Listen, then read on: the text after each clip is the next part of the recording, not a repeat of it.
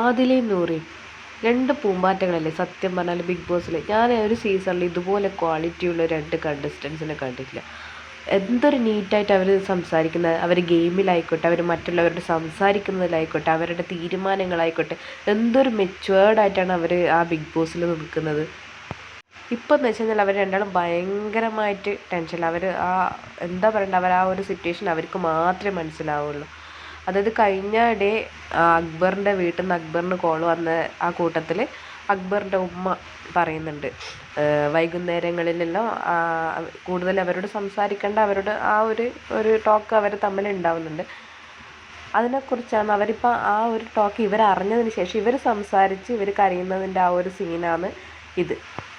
അത് ഇവരെ വല്ലാതെ എഫക്റ്റ് ചെയ്തിട്ടുണ്ട്. പക്ഷെ അത് ശരിക്കും അവരെ ഗെയിമിനെ എഫക്റ്റ് ചെയ്യാതിരിക്കട്ടെ എന്നാണ് ഞാൻ ആഗ്രഹിക്കുന്നത്. അപ്പോൾ അതുകൊണ്ടാണ് അക്ബർ ഇവരുമായിട്ട് പിന്നെ അങ്ങോട്ട് സംസാരമൊക്കെ കുറഞ്ഞത് ഇവർ വല്ലാതെ നോട്ടീസ് ചെയ്തിട്ടുണ്ട്. അപ്പോൾ അതിവരെ വല്ലാതെ എഫക്റ്റ് ചെയ്തിട്ടുണ്ട്.